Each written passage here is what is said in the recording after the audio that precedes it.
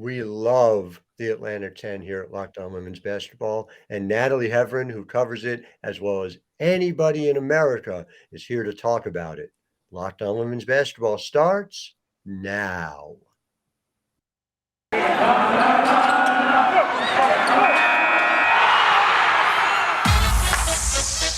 You are Locked On Women's Basketball, your daily podcast on women's basketball. Part of the Locked On Podcast Network, your team every day.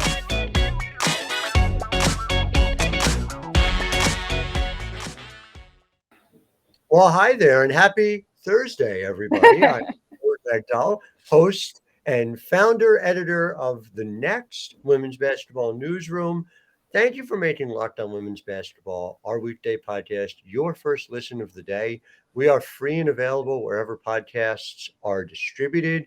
Subscribe to us. Then they just show up automatically. You don't have to think about it, and you can listen to what we have to say. Also, make sure you go to thenexthoops.com, subscribe to the work that is being done there. It's so important. It's a women's basketball newsroom. We have over 100 reported pieces every single month. And Natalie Heavren, she's been a writer with me for, is it 4 years now? Is that possible? I think just over three. Our fourth year together, dating back to the High Post Hoops days. Natalie, I'm so glad you're here because I have to start and spotlight this off the top. The A10 work you do is spectacular, really important, and spotlighting an undercovered women's basketball conference. But you've done so much more great feature work across the WNBA, and you're at work, hard at work, on a new and important project we're going to talk to about later on in the program about the WBL, another forgotten but important part of what we do here at the Next. But I want to start with the Atlanta 10. The Atlanta 10, obviously, it's, the A10. It's got 10 teams, right? 10 teams?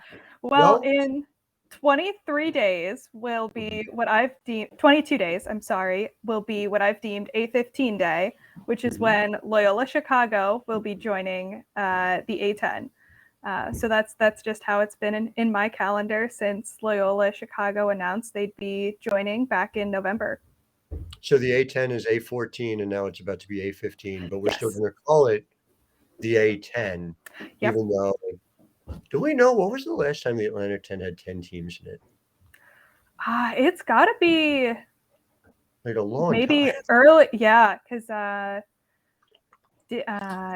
Davidson joined, Mason joined, VCU joined, all kind of in a row. I think 3 years in a row they joined, 2012 through 2014. But that would have still been 11. And just a hat tip to you, by the way, like no one could tell from your coverage that you went to Mason, that it's like you don't play favorites among any of the 27 teams in the Atlanta 10.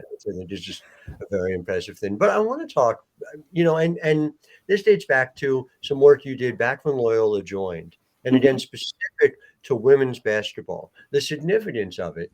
Loyola obviously has made a lot of headlines on the men's basketball side, and with good reason over the past few years. But take me through what you think, A, Loyola will do for the Atlanta 10 on the women's basketball side, and B, what women's basketball and the A10 will do for the Loyola women's basketball program. So this is no knock on the Missouri Valley Conference, which is where Loyola Chicago is coming from. But I think it will put them on more of a national stage. This is something that before Allison Ruth took over, Kate Actor talked about, as well as the athletic director, Steve Watson, was just, instead of just traveling around the Midwest, I mean, there will still be trips to St. Louis and Dayton, but traveling to the East Coast, New York City, DC, I think the national footprint is going to be really important. And I think that Loyola Chicago, especially with Allison Ruth, who was hired back in April, is going to bring just another competitive team to the A10. All of the success that she's had at Yale, bringing that with her. But in general, Loyola Chicago is also a very high academic institution, and that's something the A10 really prides itself on. and clearly produces high academic people like yourself. Yes. But let's talk about Allison Ruth. You and I hesitate to say that you stole her from the Jen Hatfield beat, but I think that's fair to say, right? Yes. To take her from Yale, where she was a quote machine for Jen, now she gets to be a quote machine for you. But your first impressions there in terms of that hire, I know the AD talked about that she had an it factor. Mhm. What was it that made Allison such a great fit for Loyola as they're, clearly making this big jump in terms of basketball specifically? I think it was what she was able to do at Yale in just a few years, taking them to the top of the Ivy League. And then also her experience at a high level academic institution. That was something that was important. Steve Watson noted it. And then also, just from the second you talk to her, she's so excited and gung ho about everything involved. I think when I asked her what she was most excited about joining the A10, she was like, everything's exciting. What isn't there to be excited about? And just the enthusiasm she was oozing. I spoke to her the day after her initial press conference, and she was still oozing enthusiasm after what I assumed to be a jam-packed schedule. She was scheduled to fly back to Connecticut because, you have to move everything. And then she was also thrilled to talk about other important things like New Haven versus Chicago style pizza. I want to get to the pizza thing in a sec. I do just want to point out, and listeners should just understand this. Natalie didn't just go observe the presser.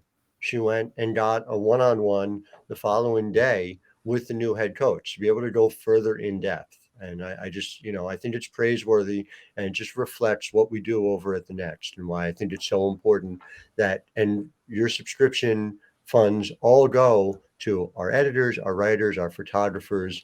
But Natalie consistently goes above and beyond. And you'll see that in the other conversations we talked about as well. And the issue of pizza, and it's not an insignificant one, but to go from New Haven to Chicago, these are two, I guess the word would be flashpoints when it Mhm. comes to the way we think of pizza in this country. How did she handle that? And what do you think that tells us about her ability to tackle difficult subjects with the media? Well, I mean, I thought she handled it very well. She had an interesting take that the deep dish Chicago style went really prepared her for eating the thinner style in New Haven. But she also went kind of outside the norm in what most people would consider in New Haven style pizza, Mhm. either Frank Pepe's or Sally's. Sure. She did offer another option. You Frank, elaborate. You're a yes, Sally's person, right? no, Frank Pepe's. Oh, you are interesting. Okay, yeah, I have yet to try Sally's actually. I hesitate to admit, but Frank Pepe is. If I ever get convicted of murder and I get that last meal, it might be the clam pie from Frank Pepe's. But what was her option? She offered, I am just going back to find it. Her Chicago suggestion was Lou Malnati's pizza, but Okay. her kind of out there suggestion was Zanelli's down in New Mm, Haven, which mhm. I hadn't heard of. So I might have to check that out next time I'm in Connecticut. But I think just her being willing to kind of go outside the norm.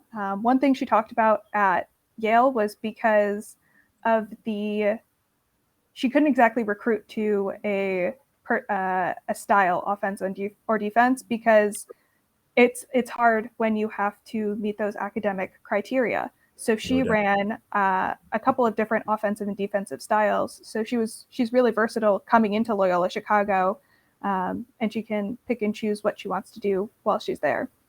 No, it's a challenge. I went to Bard College. I'm a proud Bard alum, and the Ivy, which is basically I think considered a step down from Bard, but still academically very sound. I would imagine presents similar issues to what Bard does. The gold standard, of course, for all academic and athletics. So I want to get into, if we could, some other A10 stories. Candice Dupree as well. You had the chance to catch up with her and where she is now. But first, I want to talk to you about Rock Auto.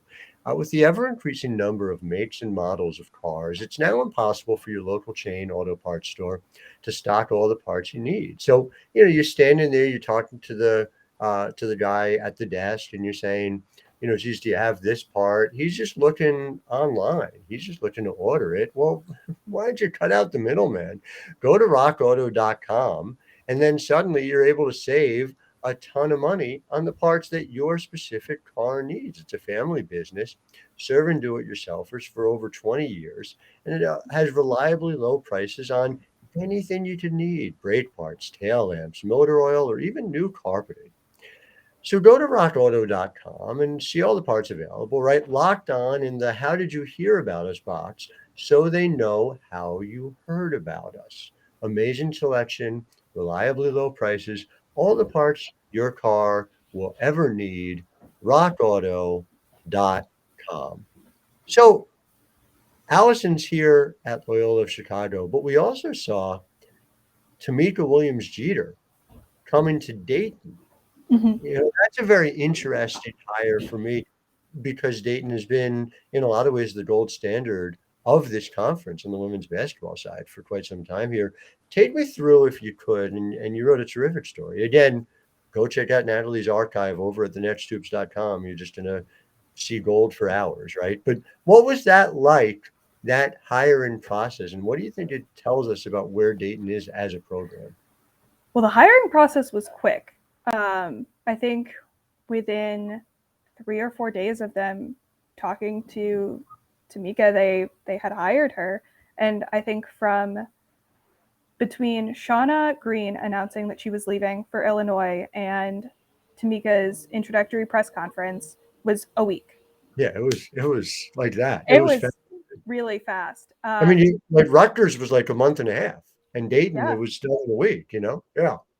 yeah. I think St. Louis was closer to 3.5, 4 weeks, but Mm. with Loyola Chicago and Dayton being so quick, I was like, what are you all waiting for? But I think Dayton was really confident in Tamika's ability, not only as a coach, which some people thought it was a little out there having just 1 year of head coaching experience at a D3 school, Wittenberg. Um, but they were impressed with her experience playing at UConn, her experience playing professionally in the WNBA, and then as an assistant coach. They were just overall impressed with what she brought. I think it's definitely an interesting hire, but she's got a lot of work to do. I think for the first time in a long time, Dayton may not be atop of those A10 standings. They had 5 players graduate, 5 more in the transfer portal. So it's definitely going to be a rebuilding year for Dayton, which is something that the A10 has not seen, really. It's really interesting, and it opens the door for places like St. Louis. And again, another hire, as you talked about, Rebecca Tillett Mm-hmm. coming to St. Louis from Longwood. I understand that part of it. We should talk about Rebecca, but I don't I don't understand the dismissal of Lisa Stone, somebody who I've had the opportunity to cover through the years, somebody who's been successful wherever she's gone. Uh, I'm. Do you feel like you have clarity on sort of why that happened at this point in time? I really don't. The athletic director, Chris May, talked about they wanted to move towards winning winning the A10, going to the NCAA tournament. But you Mhm. look back at what the team was like before Lisa Stone got there, and it wasn't that successful. And yes, St. Louis did finish 11th out of 14th, but they had 4 season-ending injuries. Mhm. And then you include some, I know Kaija Harbison, who has since left, transferred to Vanderbilt, but she Right. missed 2 or 3 games. It was a tough season. So to see that it wasn't like she made losing a habit. She was overall incredibly successful, one of the few head coaches in St. Louis's history that finished with a winning record. So definitely an interesting move there, but Rebecca Tillett knows what her assignment is. She knows that they need to win the A10, go to the NCAA tournament, and she's excited about it. After her 4-year turnaround at Longwood, she's looking to maybe beat her own record and get to the NCAA tournament in 3 years at St. Louis. It was such, and forgive me for getting too craft specific, but that was such a good get for you to get that type of a benchmark setting, which is something I always try and do at initial press conferences. So we have a sense of, what are your goals? And people generally keep them general. But for her to say, look, I want to get to the NCAA tournament in 3 years, well, we're going to be able to judge it now. You and I are going to have this conversation in 2025, and it's either going to be talking about the great miracle at in St. Louis, or alternatively, we're going to say, all right, well, where is Lisa Stone now? And, why didn't they make that decision? I do think, I love their arena. I love St. Louis University. I've been there a bunch of times. I've been there for women's basketball games. It's a great arena with a great atmosphere, and there's a lot of potential there. So I'm very eager to see how Rebecca Tillett does. But again, people are too quick to get rid of Lisa Stone. I don't understand it remotely. I'm very, very curious to see where she ends up next. Before I let you go, I do want to talk a little bit about Candice Dupree and what she's doing now. Before we get to that, though, I need to talk to you and to everyone about something really important, and that is Built Bar. Built Bar, it's central to what we do here in the Megdal household. We went to the pool yesterday. We all took Built Bars along. We had different flavors. We had banana cream pie, the puffs, of course. We had, 4 different churros we had as well. And they helped get us through the day. We were looking to swim and be with one another with energy, with protein. We wanted to be able to do that. We wanted happy children. And they didn't have to choose between something sweet and delicious and something that was going to be good for them, that was going to keep them with energy the whole time. Because 4 grams net protein, most of them have 130 calories, 4 grams net carbs, 17 grams of protein. They have something now called caramel brownie. I just ran out of brownie batter. I'm looking to replace it. I'm going to add caramel brownie. I'm very excited about it. And you can too. If you go to built.com and use promo code LOCKED15 to get 15% off your order, you can make sure that you are fully up to date when it comes to Built Bar, right? That is fundamental to what we do in the Megdal household. And it's not just me, right? It's not just me. Natalie, when you go to built.com and you place this order, who do you tell them sent you? Grandma Myrna. Yeah, that's right. So for those of you watching up on YouTube, it was Grandma Myrna's birthday. Here she is with a birthday cake, Built Bar. Tell them Grandma Myrna sent you.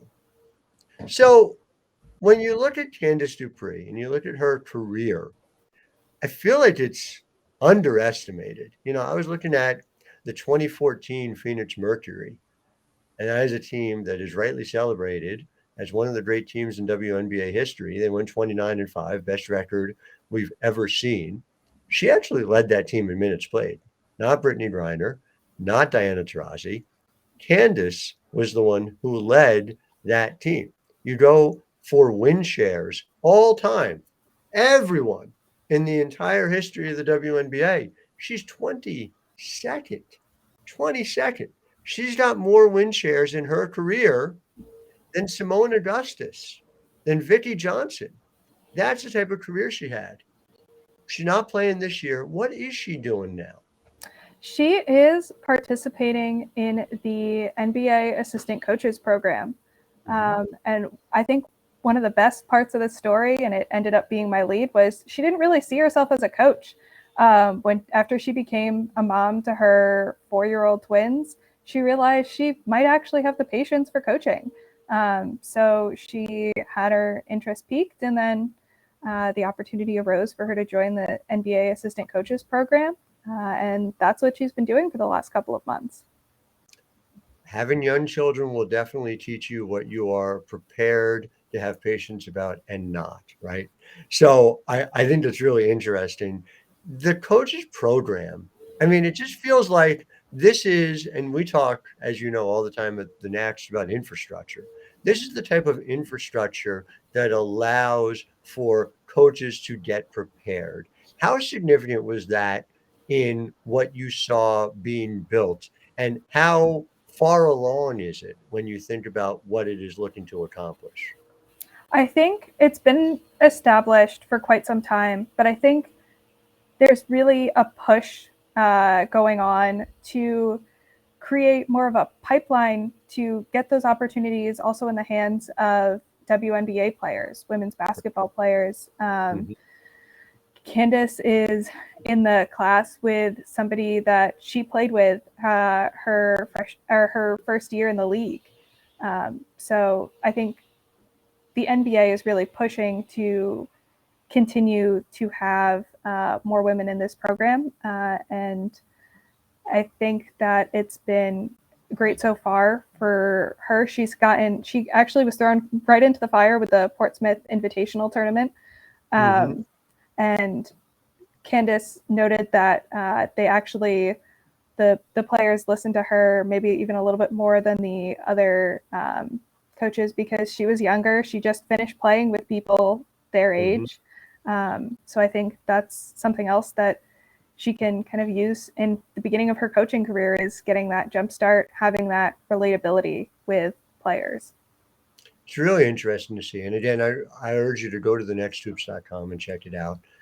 One thing you can't see yet, but we're just going to tease it for you guys. We'll have a lot more to say on this, and you'll be able to hear and benefit from this as well on the Locked On Women's Basketball podcast side of it. But Natalie, you are hard at work as part of a group writing stories about the WBL.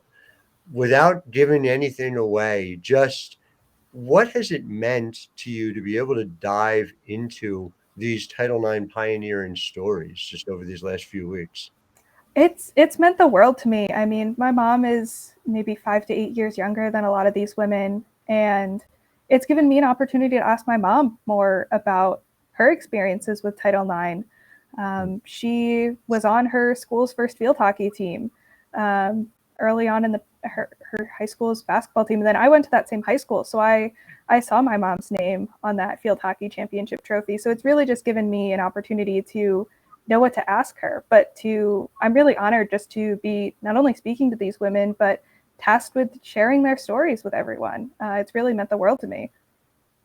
It's just hustle from you from start to finish. I still will not forget your first story about playing in the pep band and then running to do post-game with one undergraduate back at Mason. Natalie Heavren, it is always a pleasure to speak with you, and thank you for sharing your thoughts with our listeners today. Thursday. Yeah, thank you for having me, and I'm excited to come back, talk about more projects that I'm working on from the A10 to whatever else is thrown at me along the way. Many times to come. Looking forward to it. And listeners, thank you for making us your first listen. Now, I would urge all of you to check out Locked On NBA Big Board. The National Basketball Association, for those of you who may not know, is the little brother league to the WNBA, where and again, this is great. This is great. It's not just women. We're giving men a chance to play basketball as well. Host Raphael Barlow from NBA Draft Junkies and author of NBA Big Board Newsletter is joined by Richard Stamen, Sam Ferris, and Leif Thunen, giving fans an in-depth look into the NBA draft. It's very weird for me to say that. I always want to say WNBA, but no, NBA is a thing too.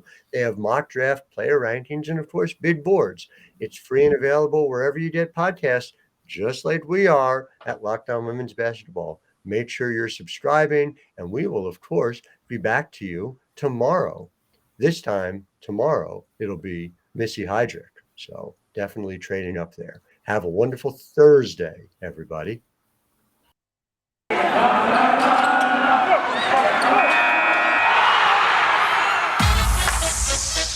You are Locked On Women's Basketball, your daily podcast on women's basketball.